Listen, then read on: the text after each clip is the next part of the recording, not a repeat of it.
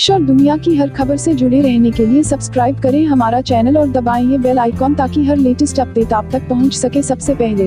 वो समय जब बुरहान वानी की मौत के बाद से कश्मीर में लगातार 4 महीने से ज्यादा प्रोटेस्ट चले, लेकिन कुछ साल पहले भी एक ऐसा प्रोटेस्ट हुआ था। भारतीय सेना के एक जवान पर एक लड़की के रेप और एक नागरिक की हत्या का आरोप लगा था। रणजीत सिंह एक सिख नौजवान थे, पंजाब के एक छोटे से गाँव के। मात्र 17 साल की उम्र में सन 2000 में वो भारतीय सेना में भर्ती हो गए थे। वो एक बेहतरीन खिलाड़ी थे और बास्केटबॉल में स्पेशलिस्ट थे। 2 साल की सेवा के बाद वो गनर के तौर पर टैंक पर चलने के लिए अपॉइंट कर दिए गए। कुछ ही दिनों में उनकी नियुक्ति राष्ट्रीय राइफल्स में हो गई। राष्ट्रीय राइफल्स सेना का एक खास अंग है जो 1990 के बाद कश्मीर में इंसर्जेंसी से निपटने के लिए गठित हुआ था। इसमें 50% इन्फेंट्री से और बाकी 50% सेना के बाकी अंग से लिए जाते हैं। चूंकि रणजीत सिंह इन्फेंट्री से नहीं थे तो कश्मीर भेजे जाने से पहले उन्हें ट्रेनिंग के लिए कोप्स बैटल स्कूल भेजा गया। इस स्कूल में एक समय में 3 से 4 हजार तक सिपाही ट्रेनिंग लेते हैं और ये ट्रेनिंग 4 हफ्तों की होती है। रणजीत सिंह इस ट्रेनिंग में बेस्ट स्टूडेंट जज किए गए थे। एक बेहद रिगरस और टफ ट्रेनिंग के बाद रणजीत सिंह ने कश्मीर में अपनी यूनिट के कंपनी ऑपरेटिंग बेस को ज्वाइन किया। उन्हें उम्मीद थी कि अब उन्हें थोड़ी राहत मिलेगी, लेकिन यहाँ शेड्यूल उस ट्रेनिंग से भी ज्यादा सख्त था। इस यूनिट में 60-70 जवान अमूमन होते हैं, जिसमें 1/3 एडमिनिस्ट्रेशन और सिक्योरिटी में, 1/3 पेट्रोलिंग और ऑपरेशन में और बाकी के 1/3 रेस्ट और ट्रेनिंग में होते हैं।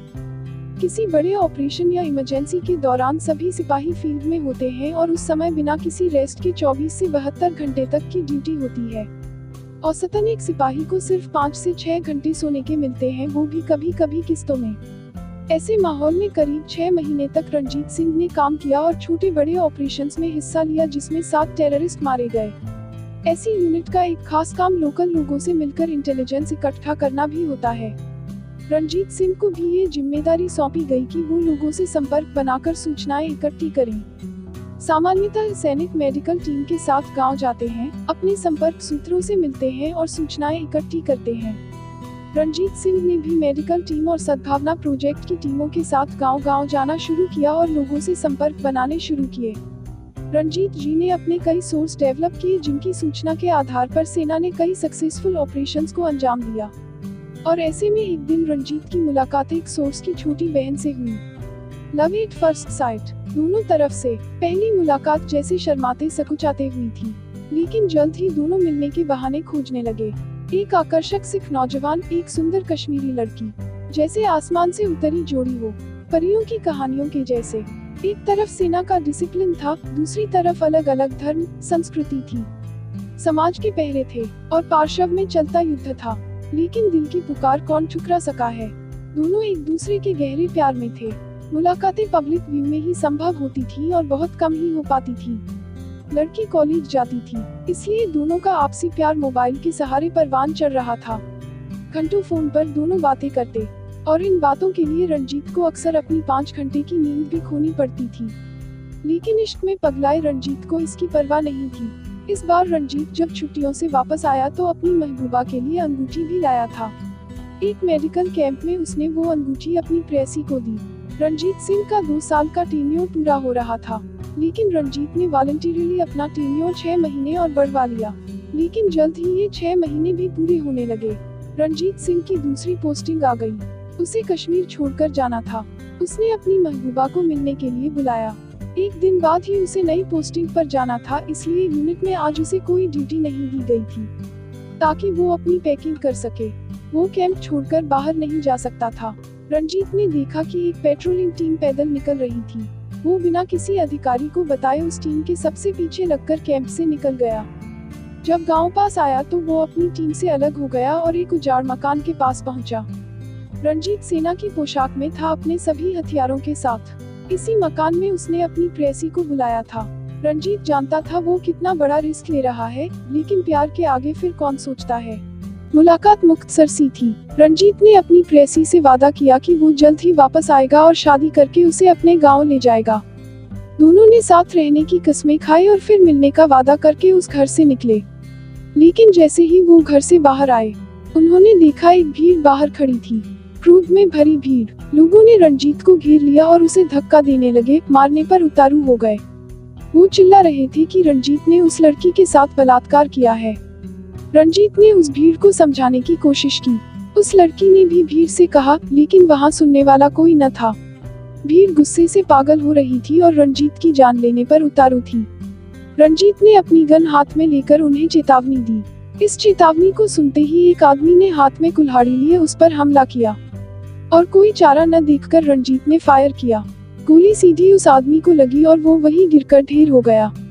भीड़ तत्काल छंटी और रंजीत वहां से निकल गया, लेकिन मुश्किल से वो 50 गज दूर ही जा पाया था कि विपरीत दिशा से आती एक बड़ी भीड़ ने फिर उसे घेर लिया।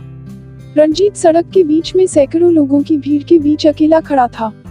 भीड़ उस पर पत्थर फेंक रही थी। भीड़ रंजीत की जान लेने पर आमादा हो चुकी थी। रंजीत के लिए संकट की घड़ी थी। उसके पास गन थी, ग्रेनेड थे। वो उस भीड़ पर ग्रेनेड फेंक कर निकल सकता था, फायर कर सकता था, लेकिन तय था कि कई लोग मारे जाते। शायद उस पर एक जान पहले ही ले लेने का अपराध बोध हावी हो रहा था। रंजीत ने भीड़ से परे अपनी निगाह फिराई। उसे अपनी प्रेमिका दिखी, लोगों की जख्में तड़फड़ाती हुई। दोनों की नजरें मिली। लड़की की आंखें आंसुओं से भरी थी। रंजीत ने अपनी गन उठाई और उसकी नाल अपने मस्तक से सटा दी। एक गोली चली। आग की तरह ये खबर कश्मीर में फैल रही थी कि एक सेना के जवान ने एक लड़की के साथ रेप किया और एक नागरिक को मार दिया। सेना के लिए ये बड़े अपमान की बात थी। तुरंत एक्शन लेते हुए पुलिस ने कार्यवाही शुरू की। रंजीत के मोबाइल से उस लड़की की कॉल डिटेल मिली।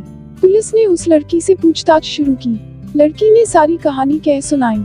सेना और पुलिस ने उस गांव जो श्रीनगर सोनमर्ग रास्ते पर था और कंगन नाम से जाना जाता था, वहां बड़े बूढ़ों की बैठक बुलाई, जहां उस लड़की ने पूरी सच्चाई बयान की और उसके बाद प्रोटेस्ट थमे।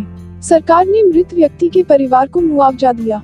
उस लड़की को सेना ने अपने संरक्षण में ले लिया और उसकी पढ़ाई की आगे पूरी जिम्मेदारी ले ली। रंजीत, जिसने आत्महत्या कर ली थी, कहते हैं आत्महत्या कायरता का सबूत होती है। आत्महत्या कायर करते हैं, लेकिन सैन्य अधिकारी जानते थे कि रंजीत ने अपनी शहादत क्यों दी थी। सेना ने रंजीत को किल्ड इन एक्शन माना, जिसने कई लोगों की जान लेने की जगह अपनी जान देकर सेना के शौर्य को बनाए रखा। हम सलाम करता है इस बहादुरी को, रंजीत सिंह को, भारतीय सेना को। ऐसा अद्भुत पराक्रम एक भारतीय सैनिक ही कर सकता है।